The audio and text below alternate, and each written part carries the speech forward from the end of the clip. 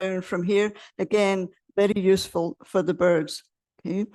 So as we were learning about what was happening between birds and plants in New Zealand, we were starting to think, oh, that's quite interesting. So if we go out looking for certain birds, like the songbirds that New Zealand's famous for, we actually have to be looking for specific kinds of trees to find them, right? So it made us kind of a lot more conscious of our environment and what we should be looking for.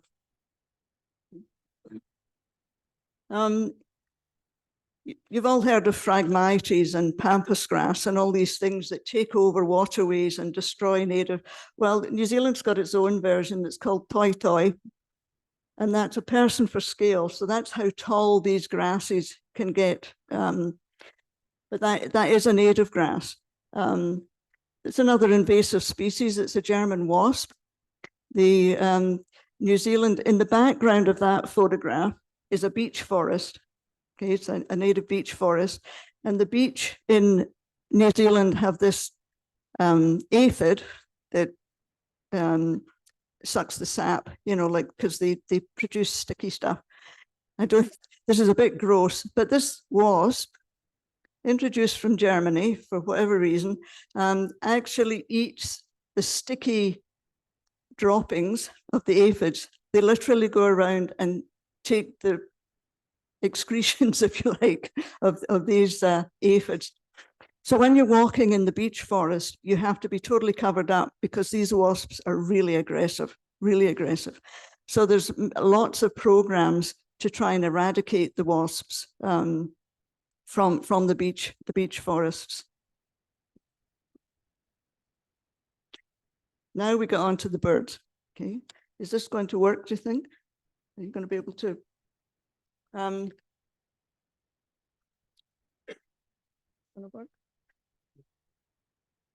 Okay. Two of the sort of famous songbirds in New Zealand are called, one's called a bellbird, which is this one, and the other one's called a tui. The English name for it is parson bird because it has the white collar, and the early settlers thought it looked like a parson.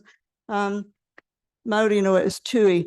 They're feeding on flax, New Zealand flax, which is Phorium tenax, for those who are interested in the proper name. It's called flax by the Europeans because you can make fiber from it. It's a bit like hemp.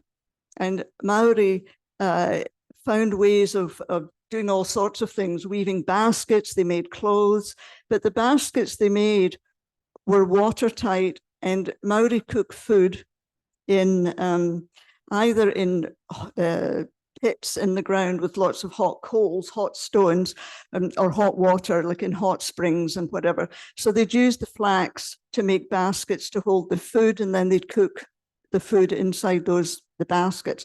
But the flax themselves actually produce these beautiful arching sprays of red flowers. And if you're lucky enough to have them in your garden, you're serenaded from morning to night by the bellbirds and the tuis. Can you make it work?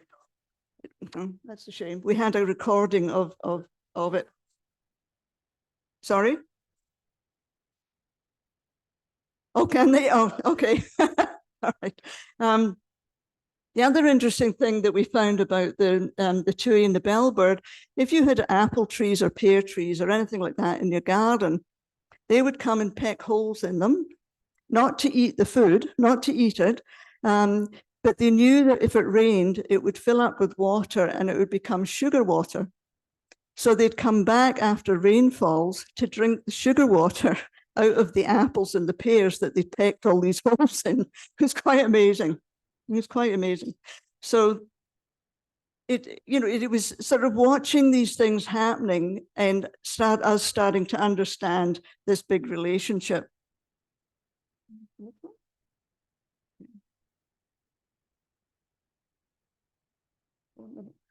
Okay. So this is a big fat pigeon. It's called a kereroo. A lot of the birds in New Zealand do have Maori names, which is nice, and people try and learn the Maori name. It's a native dove or pigeon, and it's the second biggest pigeon in the world. It's huge. I mean, it's like a chicken. And they're quite heavy. It's actually feasting on something there. Is what's on that? Tree lucerne, which is a fodder plant for that was brought in for cattle and whatever, because it's really nutritious. It's a legume type of tree, but they'll eat flowers off anything, and they love berries. So in the fall, when the berries on the native trees ripen, the caribou go along and eat them and get quite drunk. I mean, we've literally seen them staggering around. So they were really easy picking for early Maori. They didn't even have to hunt them. They just walk up to a tree and do that, and there they had a chicken for the pot, you know. So again, you know, it was watching these incredible birds just going for berries and things that were in your garden. You could walk right up to them. They were not at all shy. Next one. I need that one. Oops. Okay, there we go. So these little guys are silver eyes or wax eyes, and beautiful little birds. They're tiny. And you might be aware that you can grow beautiful figs in New Zealand. It's got that kind of temperate climate. You can grow everything. So we were really excited about this because we'd never been anywhere where you could grow a fig before. So we had hedges of figs, and somebody said to us, well, you know, you're going to have to put nets over those because the birds will get them. So we spent hours netting the figs. Got up the next morning and Howard said, come and look at this. The inside of the nets were full. I mean, literally dozens of these guys eating the figs. Now, you wouldn't mind if they'd eat the whole thing, but they don't. They just peck away at a little bit and then move on to the next one. So almost all your figs are ruined because, you know, you never know where their beaks have been. So I don't know. But there's such cute little birds, you know, they had amazing birds there. And they're a lot of the birds in New Zealand are fairly tame. They haven't yet worked out that we're the enemy. You know, it's a shame. So birds to us, the next one. We became quite besotted with the birds and the plants that they feed on. And we had an artist friend, and one of the houses we built, she painted tiles. Those are the tiles in my kitchen of tui on flax. So we had about 24 of those in various poses around the kitchen. She also painted, she was so intrigued by what was happening in our garden, she actually painted a set of 8 birds for us, quite small paintings. So that's a bellbird eating one of the apples that it's created its own drinking fountain for. And this is the silver eyes on the fig in our garden.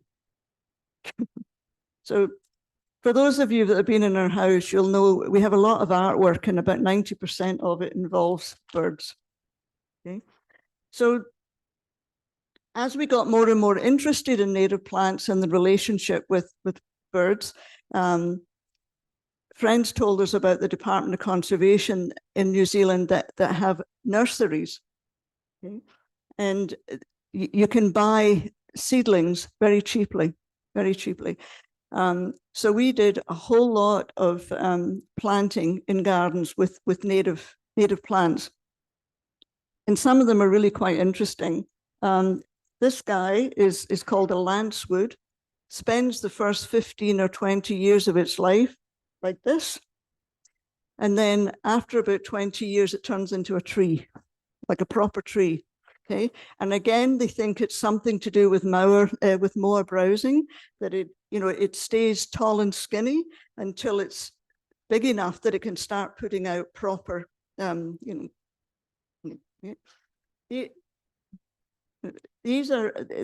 ones on the bottom here that look like spiky, they're cabbage trees. And you see them And it's a cordyline, so you see them quite often in garden centres as annuals, but they can get quite tall in New Zealand, and they're called cabbage trees because Maori would take the heart out of them and cook them like cabbage. Okay, so that's where they get the name from. So we would plant. This is a lot of flax, the native trees like Nile, Pittosporum, might not mean anything to you, but they all produce berries. So the birds had a feast all through the winter. So this was the start of, we had about half an acre there, and we just kept planting and planting and planting. But we did also try and grow things like olives, but we never picked an olive. We had about 12 trees there, never picked an olive because the blackbirds imported knew the day before the olives were ripe for us, and you'd get up in the morning and there wouldn't be an olive on the tree. So it was a constant battle, if you like, between the wildlife, the birds, and what you planted in your garden. Now, this is an interesting story. New Zealand is known for its braided rivers, right? Like huge, wide rivers, very shallow with lots of gravel banks and whatever. And in the spring, people come from all over the world to see the lupins flowering in the braided rivers. But the lupins are an invasive species. They were brought in by a farmer's wife who had heard that lupin was good forage for sheep. And you all know that New Zealand is very proud of its sheep. So she brought them in, but everybody likes them, right? Not just the sheep. So they're getting, the seeds are getting scattered and they're starting to grow and clog up the braided rivers. And you think, well, is that a problem? Well, yes, because there's birds that breed and nest on those rivers, like black stilts and what else? Black stilt mainly, and they're getting endangered now because they can't nest anywhere, because when they want to nest, the rivers are full of lupins. Looks very pretty, brings in a lot of tourists by the busload to take pictures like that. But it shows you some of the impact that invasive species have. Okay, I could talk forever about New Zealand, but I'm not going to, because we're moving on to another. It's a journey, right? It's a journey. So we lived in New Zealand twice for a total of about 16, 17 years. And then when we came back in 2013, we moved back to Stratford, Ontario. And you know that Stratford is famous for the Stratford Theatre. And of course, in the summer, everybody goes wild for Will, Mr. Shakespeare. Even the bins get painted every year with pictures of Shakespeare or characters from Shakespeare plays or whatever. They put out all these pianos all along the lakeside. They have a lake, and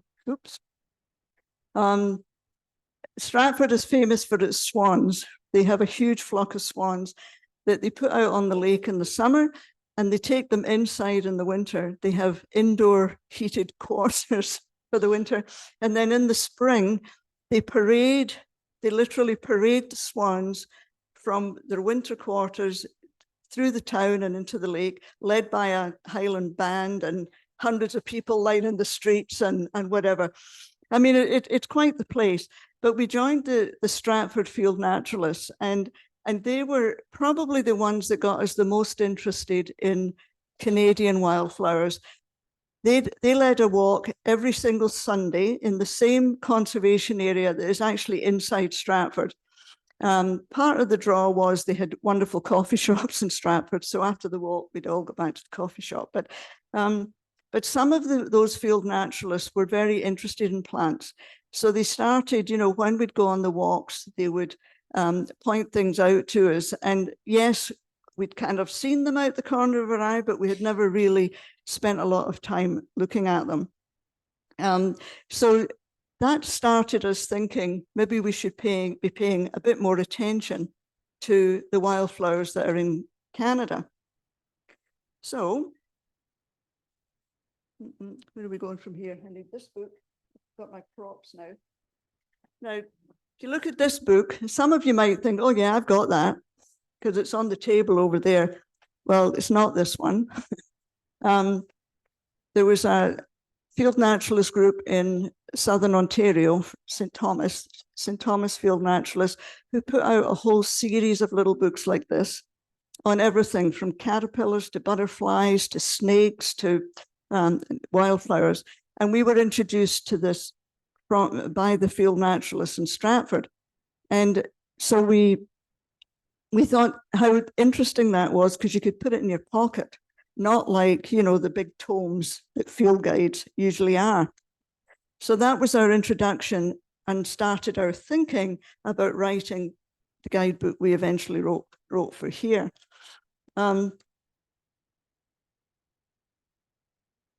So you can see how it was laid out oddly. It's laid out by family, right? So if you're just going for a walk in the woods and you're not a botanist, do you know what family you're looking at? Like what family of plant are you looking at? It wasn't laid out by color or anything. It was just by, you had to look at the top of the page and know which family you were looking for. So we felt that that wasn't overly useful for people who didn't know anything about wild plants. This field naturalist group also went on a 2-day field trip every year. And the year that we arrived there, they were going up to the Bruce Peninsula. And for those of you who've been to the Bruce, you know it's a very special place, especially from a plant point of view. A lot of limestone, so they have these special areas called alvars, which are limestone aprons that very different sorts of plants grow on. A lot of sort of boggy areas, fens and whatever. So they took us on this 2-day field trip and it just blew us away, the flowers, because this would have been in late May. So now you might recognize some of these. Do you know what they are? No? No, it's a dwarf iris. So it's only this high and it only grows on the limestone pediments up there. The other one, you know what that is? Gay wings, polygala. You know that one? No. So we were seeing carpets of these up there. And so we're saying, wow, you know, these are sort of endangered plants and they're everywhere on the Bruce. So it was quite an eye-opener. We went to some of the boggy areas, and this is, what do you guys call that? Painted cup paintbrush, Castanea coccinea. They have both colors, the yellow and the orange. And then this is Seneca snake root. I think you get that here, don't you? I think you get that one here. Some of them you won't get here. But we were just seeing these great carpets of these wildflowers that we'd probably just driven past them before and not even given them a thought. The daisy is the lakeside daisy, and that's endangered. Again, they're only this high, they're tiny. But when you see a carpet of them, it's quite amazing. And this one is a plantain, Arnoglossy plantain. Used to be known as prairie Indian plantain. Now there's a story about names, and one of them is that we're trying to take the word Indian out of plant names. So this one got renamed Arnoglossy plant. I think they could have found a slightly easier name to pronounce, but anyway. But interesting again, because they don't grow very tall and they grow in the crevices of all these limestone pediments. Now, some of these you'll get here. I mean, the common bladderwort you can get in you get them up in Cape Breton, certainly, but you'll get them in any kind of boggy, shallow, peaty kind of area. And then you get showy lady slipper there, which are much more showy than the pink lady slipper. Again, you'll get those in Cape Breton, but I'm not sure you get them so much on the mainland here. Pale spiked lobelia and common butterwort. So these are sort of odd, sort of fenny, boggy kind of plants, but each one of them will have a particular insect that will pollinate them. Okay, so then we started thinking, we have to start thinking about insects as well. This is the last one from the Bruce. You all know the yellow lady slipper. Carpets of them up there. They grow on the side of the road in the gravel. I mean, it's amazing. And Canada anemone, which grows here too, and can be quite invasive if you have it in your garden. We have discovered. Right. Then we moved to Nova Scotia. The first, well, this is the third. This would have been our third time moving to Nova Scotia. This is our fourth, but this was last time. So this is a sort of unusual photo of at Peggy's Cove, but we decided that the barrens around Peggy's Cove were much more interesting than the lighthouse itself. Really interesting bog plants and lots of these erratic blocks of granite that are all left over from glacial times. Okay. So some of the bog plants that we discovered. I missed a page. That's certainly not bog aster, is it? Right. Okay. So this is pitcher plant that you'll all know, and the sundew, and it's the spoonleaf sundew that you get there. So it's Drosera rotundifolia. There is another one, but this is the bigger one, much bigger, bolder plant. The next one should be bog aster. So this is bog aster, tiny plant, low growing, and the flowers tend to be quite solitary. You know, when you're used to the big blousy asters that you see here. This is the bog aster, and bog goldenrod, which again is quite a sort of leathery sort of plant, fairly short, upright, doesn't have all the stems that other asters have, and lots of low shrubs there that the bears love. So you get bearberry on there, crowberry, foxberry, and wintergreen are the main shrubs, but they don't grow as tall as they would in your garden. They're really low growing and quite sprawly. Like you're all familiar with the Harriet Irving Gardens, right? One of the things that I did when I came here the first time was volunteer at the gardens with the Friends of the Acadia Forest. And that was another eye-opening experience, you know, like helping to grow native plants from seeds and just taking care of the gardens. And I did eventually start leading, you know, groups around the garden. So this bit doesn't, you all know about the Harriet Irving. Do you all know about Harriet Irving Gardens? No? Yeah? I can explain to you where they came from, but what you might not know is that all the plants in that garden when it was started off were dug up somewhere under license from somewhere in Nova Scotia and moved. So the bog garden that you see there was literally a bog that was dug up from somewhere down toward Kedgie, under license, brought up on big, big trucks and replanted as a complete bog in the Harriet Irving Gardens. And they're doing this to make sure that everything that is in the Harriet Irving is a plant. But they wanted to do it by ecosystem.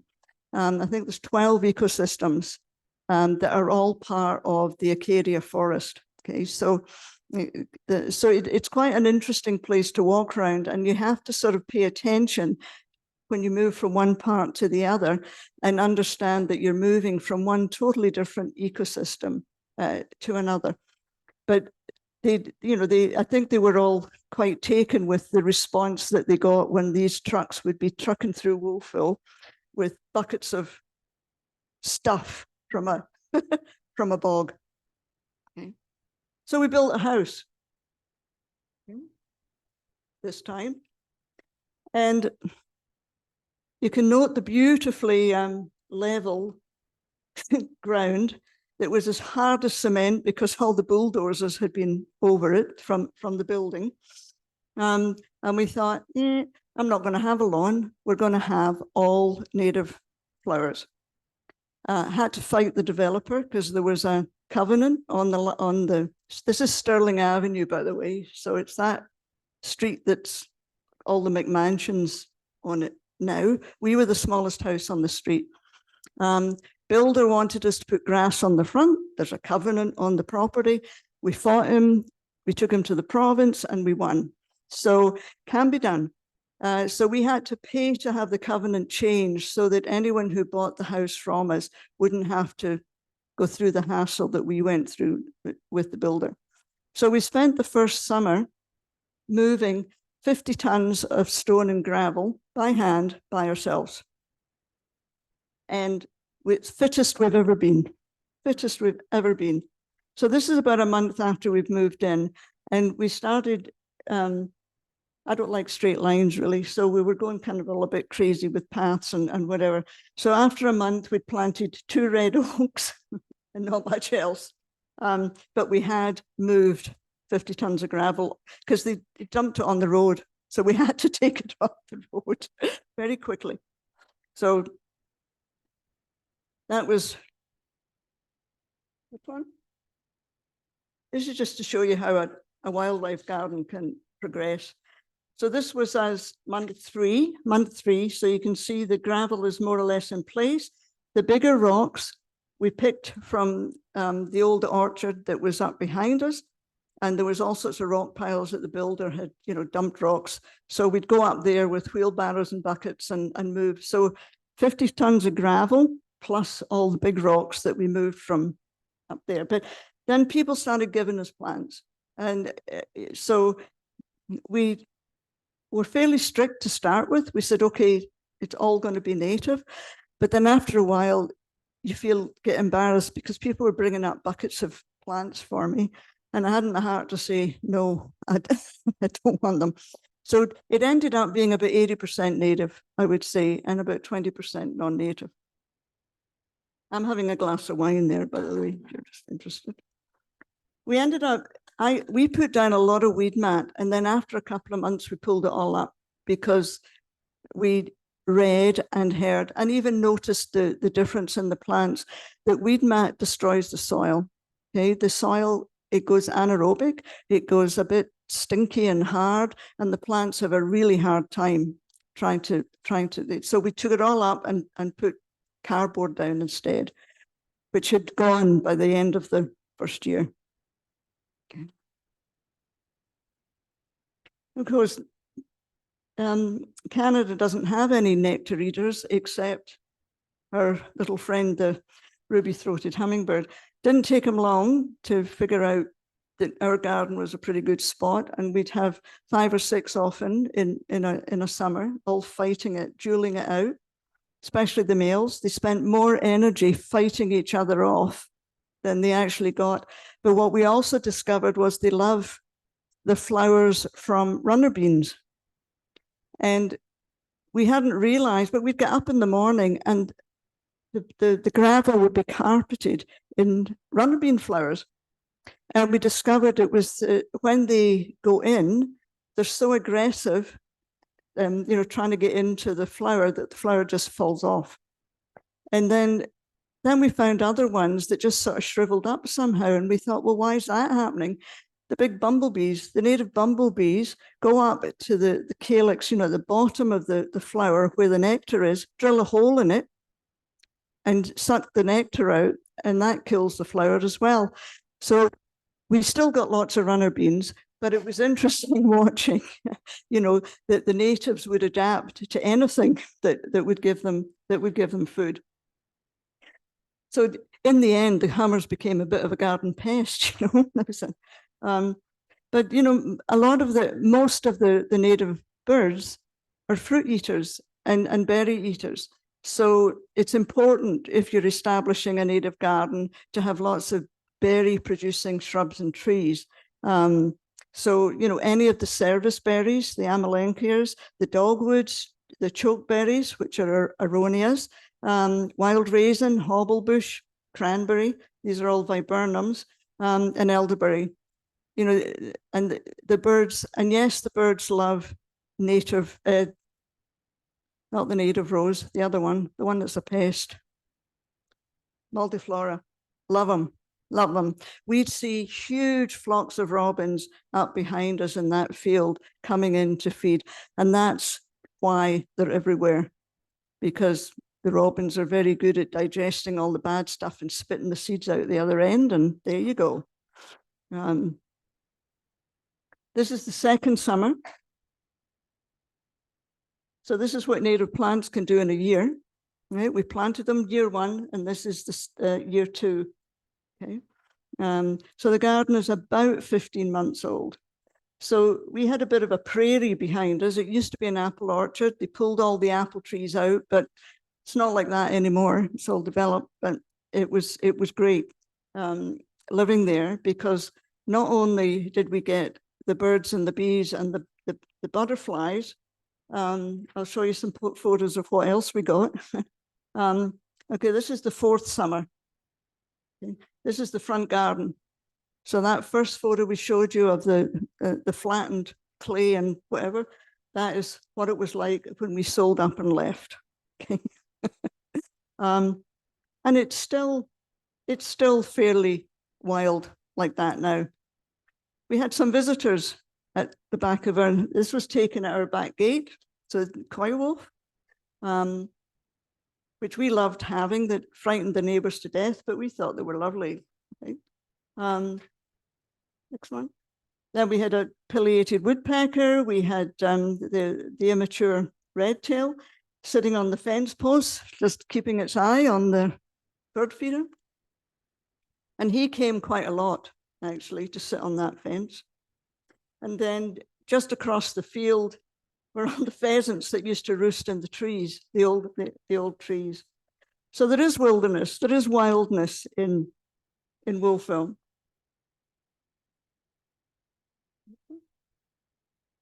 Also, we get northern flickers and messy eaters. I mean, they would drop more on the ground than they actually ate, but that was fine because the mourning doves would then come in and clean up what was on the ground. This is a viceroy, actually. It's not a monarch, he's a viceroy. And what we found was that butterflies are sort of cyclical.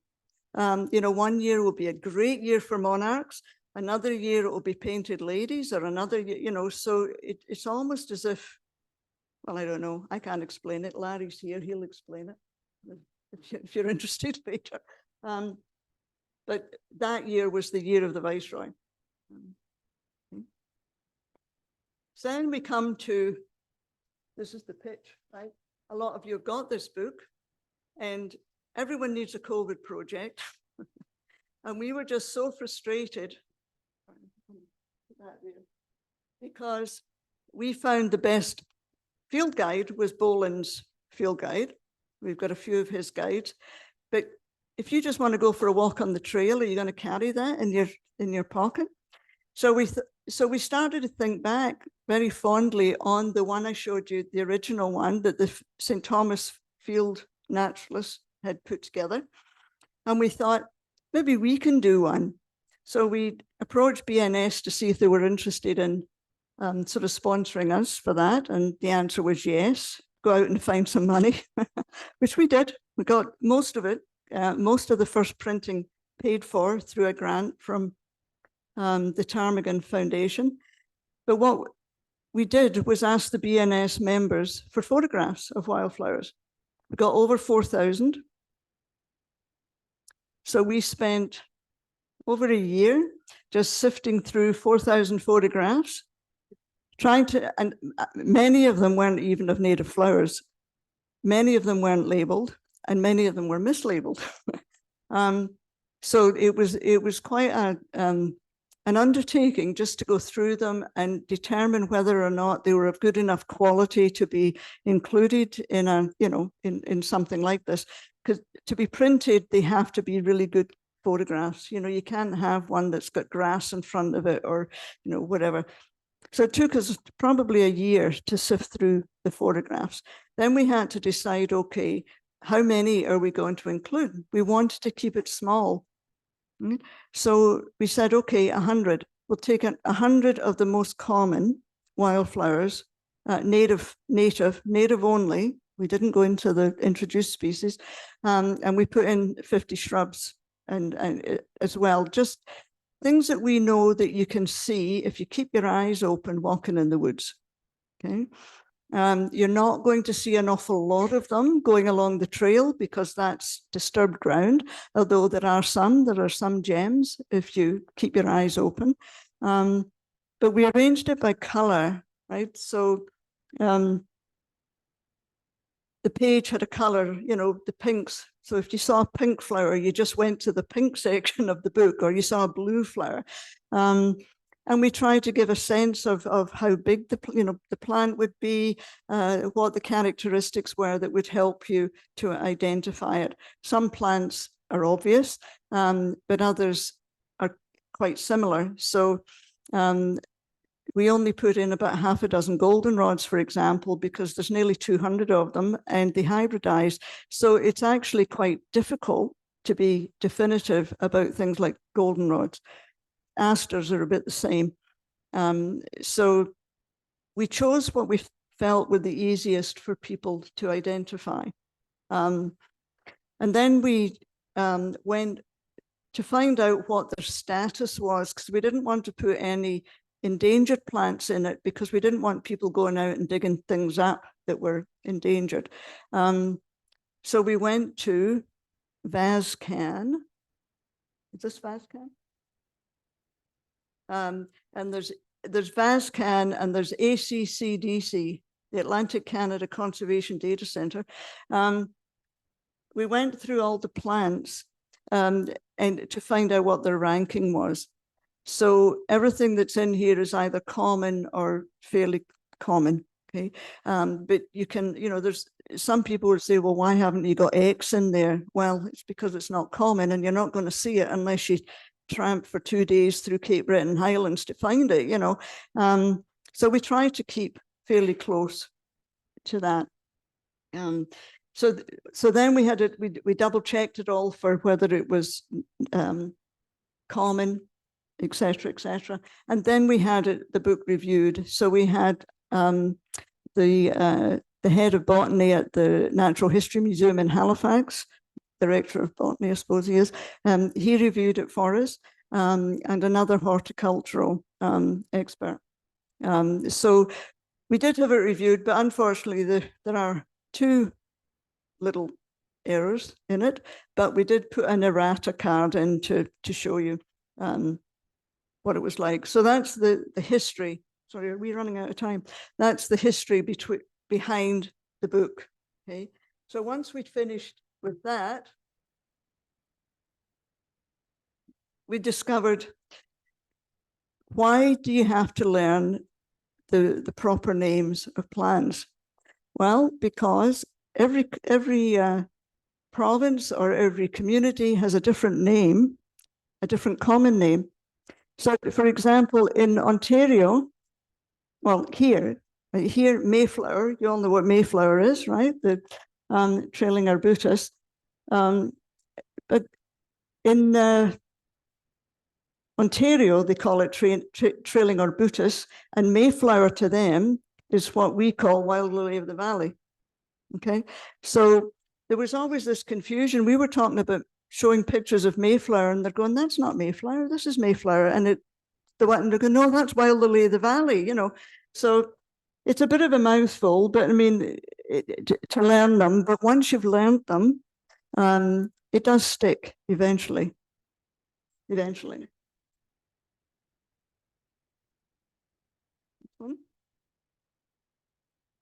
So once we'd finished with the wildflower book, we thought we'd start looking at butterflies. And I'm not going to talk a lot about this because when we left, Carolyn Green took it over and has done an amazing job with the butterfly project. And that's what the table at the back is all about. And the posters that are there, feel free to take them. They're free. And try and learn more about your pollinators and butterflies so that you know how to plant a proper native garden. Okay.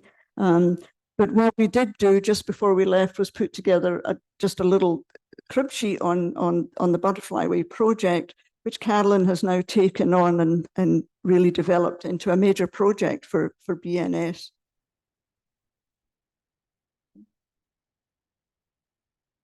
It's just photographs of butterflies. You can tell me what they are. One of the things that was interesting for me, though, when I was doing the research on butterflies, is, you know, butterflies will basically feed off any brightly colored plant. Native plants, in theory, have a much better quality. I furiously look for the names of the butterflies. Native plants have a better quality nectar for butterflies. They've evolved together. You know, the insects and the plants have evolved together. So the nectar in native plants has a better mix, if you like, of vitamins and minerals for our native pollinators. But one thing we found out was that the flowers themselves are not that important. They're not as important as actually the species that the caterpillars need to survive. So you all know that monarchs must be on milkweed, but most of the butterflies have quite specific requirements for where they will lay their eggs, which plants they will lay their eggs on. Many of the butterflies don't even take nectar. They get everything they need from puddling. You know, they go into puddles, muddy puddles, and they get all their vitamins and minerals out of puddles. This guy, the morning cloak, eats feces, right? Animal feces. Just thought I'd throw that one in. So I'm going to go very quickly through where we ended up in Ontario for the fourth time. This is me.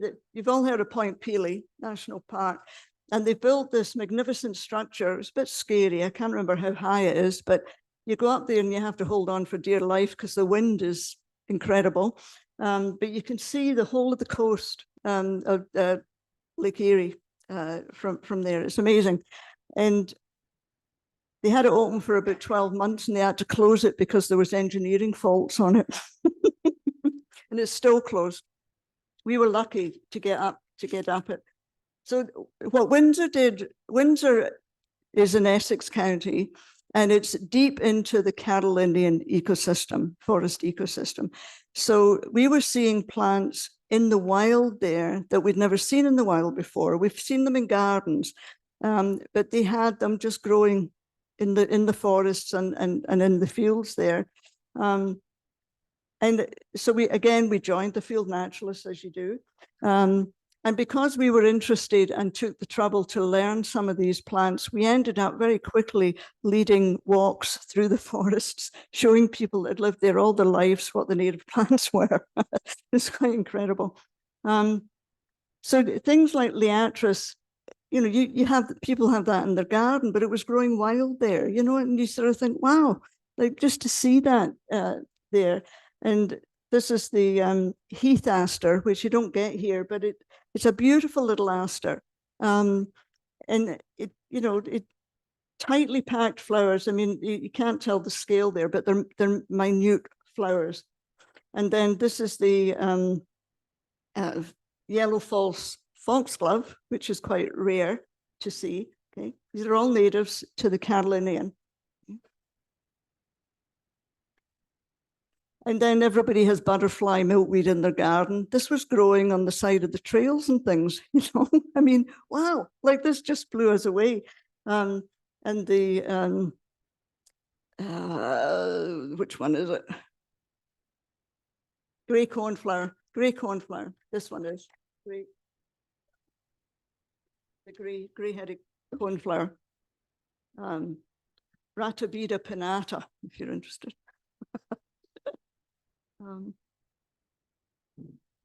And then they have beautiful, really early spring plants. And some of them you'll know, bloodroot, obviously, you'll know. But that was flowering like in February, right? I mean, really early there. The one that Howard's hands on there is called Harbinger of Spring, and it's highly endangered, highly endangered. There's only one place that anybody knows where it grows. And so again, very, very early, and the sort of plant you could just walk over. If you weren't looking for it, you wouldn't find it. Purple cress, which is this one over here, and spring beauty that you get here, but everything is at least a month, if not 6 weeks earlier there than it is here. So you had to really be on the ball if you wanted to catch the spring. Two plants that intrigued us, we knew of their existence, but we'd never really seen them, was the Eastern redbud. This is, everybody's garden's got one of these. And there's an interesting story about the Eastern redbud because there's actually none left in the wild. Okay, there used to be one on Pelee Island, and it died. So all the redbuds you see now are cultivars from from way back. But the streets in the spring were just covered in these. So magnolias here, Eastern redbud over there. Now you can grow it here if it's protected. And there is one that we know of that is in what's known as the Quiet Garden on the corner of Main and Earnscliffe. But it's sort of in the shade, so it doesn't flower like this, right? It needs to be out in full sun. The other one is spice bush. And there was one place that we used to go and walk in the spring. It was just a yellow haze with this spice bush. Absolutely phenomenal flowering that you got there. So then we moved back to Oldville. And here we are. And, no, wrong one. I need to get the name of that. Okay. Well, Howard was out on the trail walking the dog one morning, just off Cherry Lane, and he came across a patch of orchids right on the side of the trail. And it's one of the ladies' tresses, probably Spiranthes lacera. Nobody's told us any different, but that's what we think it is. But then, of course, they flail the side of the trails, right? And bang, there it's gone for the marathon thing. So you won't see, even if we told you where they were, you wouldn't find them now. That's a white admiral for underwing, underneath their wings. So we were quite delighted to find something like that, because it's unusual to find orchids really easily on the mainland. Cape Breton's got about 52 different species of orchids, and they're very easy to find, especially in the national parks. But to find one right on the side of the trail beside a farmer's field was quite extraordinary for us. So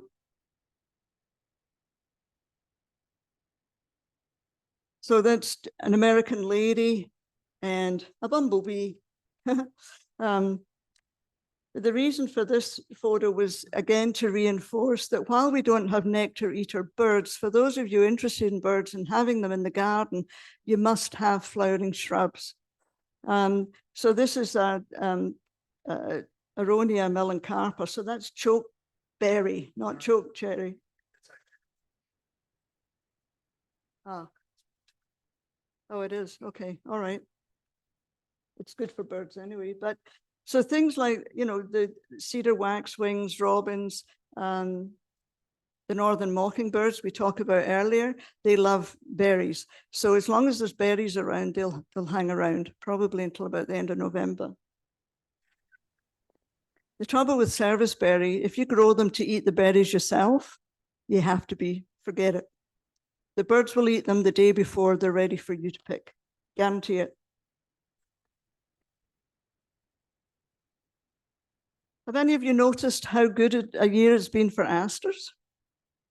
Right? The heart-leafed aster has just exploded this year, and nobody seems to know why. There's a number of asters that are out. The New York aster and the New England aster. The New York aster is probably the earlier one. Then we got all the heartleaf and calico, which is another small flowered one like this. And then the New England aster, which is the big purple one that you see everywhere. And the one that gets is all the cultivars in people's gardens. Now you're seeing these bright pink ones. They're all cultivars of the New England aster. And this is the white flat-topped aster. But they haven't been as evident this year as we remember them before. So again, we're saying, why all of a sudden have we got this explosion of asters? Asters generally don't like wet feet, and yet you've had a wet summer, haven't you? So I go explain that one, I don't know. So the answer to the question, finally, why did we get interested in wildflowers? Sorry, Howard wasn't meant to put all of that on that much text on there. Blame him anyway. We started to understand and appreciate the interconnections between birds and other wildlife and the plants. And because we like birds, it was, a no-brainer, and we like flowers as well. So it was a no-brainer really to develop wildflower gardens to get the birds and the plants. And we learned that, the native plants provide a better quality food for the birds than the English country garden stuff. Also realizing the importance of pollinators. If we don't have pollinators, there's no food for them, we die, okay? There's no food for us if you've got no pollinators. So it's really important that we, make sure that the proper plants are around to nourish the pollinators and keep them going so that they pollinate plants for us. So that's a kind of selfish reason to do it.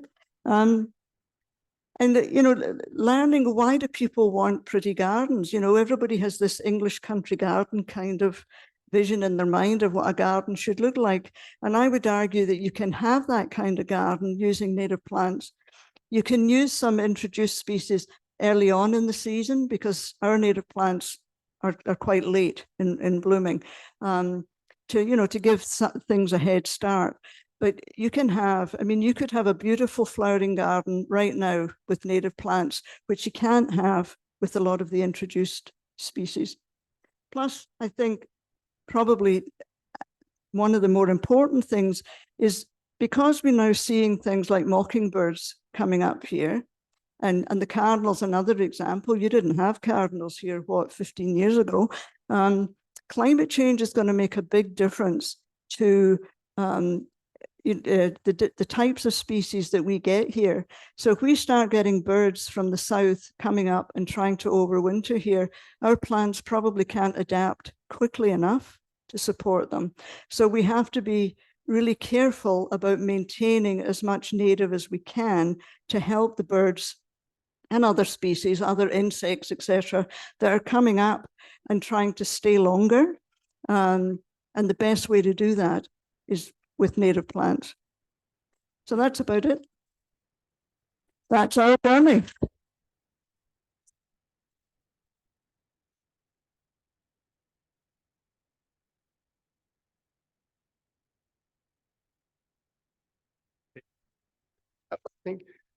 Thanks so much. Are there any questions that you would like to ask?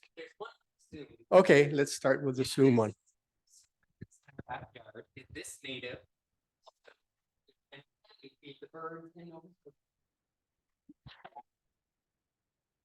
I'm not answering that one. You're not okay. The question about snowberry, I don't know. Because we inherited one in our garden. Carolyn, you're going to tell me? It is native. Depends which website you go to, actually. I've had both. Somebody, I thought, great, it is native, I'll leave it in. Then I looked somewhere else and they said, questionable. So I don't know. I assume we're talking about the same plant. Again, common names, you see, common names. What I call snowberry might not be what your questioner is calling. As for feeding birds, Richard, are you going to answer that one?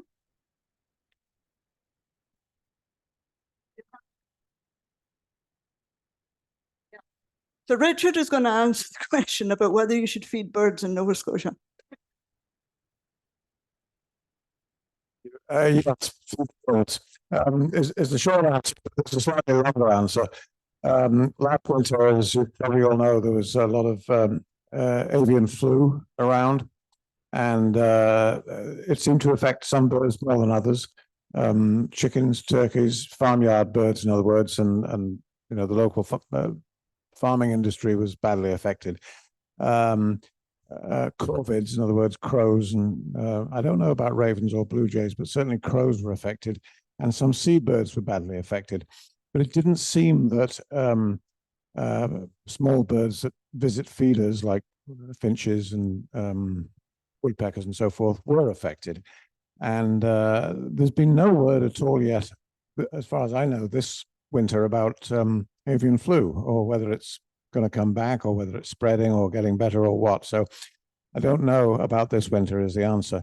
Most people who like to feed birds do so more for their own pleasure than for the birds, and that's fine. Nothing wrong with that. You don't need to feed birds when they have plenty of their own native plant foods around, and you shouldn't. So it's reasonable, I think, to put up bird feeders from maybe about now through to sort of early spring. But don't feed birds in the summer because they have enough to eat, and what they have to eat is natural. And if a directive of some kind comes down from, you know, the Department of Natural Resources or the Nova Scotia Bird Society, or people that know these things, saying avian flu is getting worse and it's a big problem and it's going to be a big problem this winter, please take down your feeders, then unfortunately that's what we have to do. And I think the other thing to do is to make sure the bird feeders are clean. So clean them now and again, and that makes a big difference. Yes, John.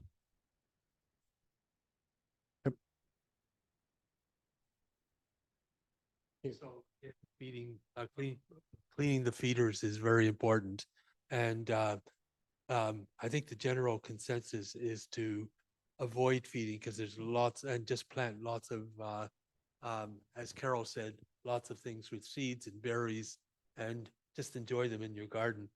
You know, then hummingbirds is not a problem, but and suet is not a problem, but if they feed on surface feeders, where there's saliva and feces or those kind of things match, then you have a problem. So just be careful, watch your birds. And yes, people do it for their own enjoyment. I do. And so it's basically keep an eye on them. And if you see something changing, like birds choking, that's trichinosis. Thanks, John. Any other questions? Yes. I'm not a birder, but I'm starting to be a butterflyer. And I read recently in the book Nature's Best Hope by Douglas Tallamy that it's the caterpillars that are fed to the young of the birds. The birds don't feed their young nectar and pollen and seeds and berries. They feed them insects. So if you want to have birds, you've got to have caterpillars and insects. So the best thing you can do is to grow a native plant that attracts that insect or caterpillar or butterfly to be butterfly, right?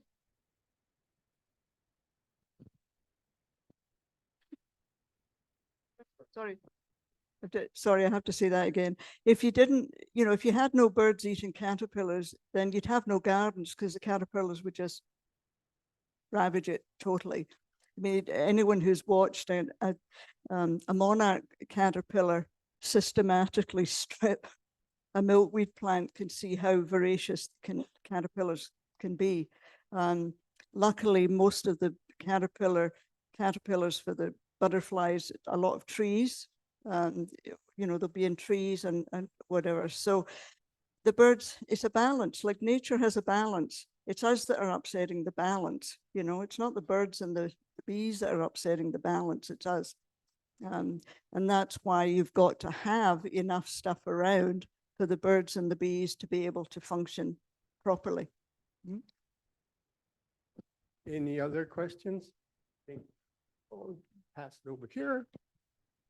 I know this is complicated, but I just wanted to say how much I loved your talk, and I lived in New Zealand for a while as well. I'm an evolutionary biologist, so I just wanted to add a comment that the birds are flightless because, as you mentioned, New Zealand has no predators, and so there's hundreds of independent evolutions of flightlessness.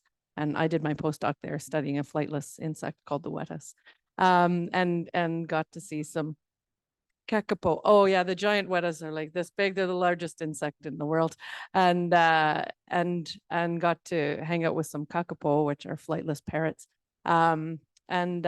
The reason that they don't fly away is actually because of that, because they have no predators and they've evolved to not fly away because it's very energetically expensive. So it's a super interesting place to go if you like evolutionary biology. And thanks so much for all your awesome pictures and great stories. thanks.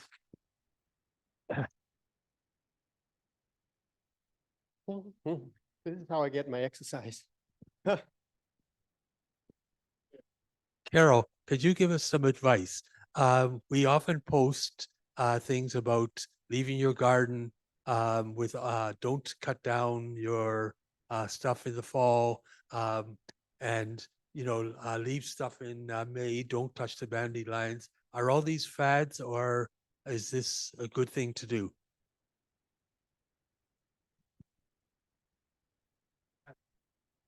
You know, some non-natives actually serve quite useful purposes, you know. So dandelions, first things in the spring, and it's the one thing that will bring bees out, right? What else have we got? We've got very few plants that flower that early in the spring. Now you could argue, well, the bees shouldn't be coming out that early if there's no flowers, but they do, so it's good for them. So yes, no mow May is actually a good idea. Your neighbors will hate you for it, but it's a great idea for the bees. Leaf litter is great too, because a lot of butterflies overwinter. A lot of insects will overwinter. I mean, morning cloaks actually overwinter as adults, and they'll either be in leaf litter or in a log pile or somewhere like that. So yes, and leaving native plants standing. There is nothing more delightful than watching a flock of goldfinches on seed heads of native plants in the winter. We had a huge patch of turtlehead, Chelone glabra, for those who want the real name, that we left seed heads, and it was right outside our living room window. And we were just delighted with all these goldfinches coming in and eating the seeds all winter. So, you know, there's lots of reasons not to be too quick about cleaning up. Now I clean up hostas because they go all slimy and horrible. But most of the natives you can leave standing, and they're actually quite architectural. Like there's nothing more beautiful than a stand of Joe Pye weed that's gone to seed and is just standing there in the snow in the garden. I mean, so from an aesthetic point of view, from an insect point of view, it's actually really great. The problem is, there is one problem, and that is some of the native plants can be quite invasive once they get going. So Joe Pye, Liatris, a lot of those, if they're in a spot they like, you'll come up the next spring and you'll be carpeted with them. Now that might be great, depending on where you've got them. But when you've got miles of gravel paths like we had, it was like a carpet of Liatris. So Howard's job was to go out and pull the Liatris and try and pass them off to somebody else. You're like, you weren't going to just toss them. So there's a few tricks to native gardening, but leave things for the winter, for the birds and the bees and everybody else.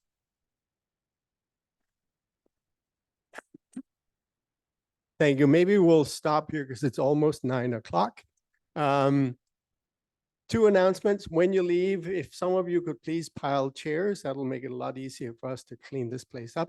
And secondly, those of you who are BNS members can pick up the latest issue of Beyond the Tides.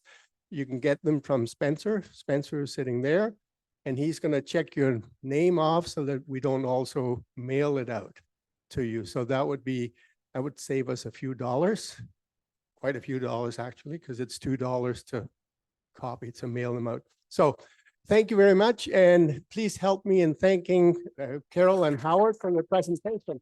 Thank you.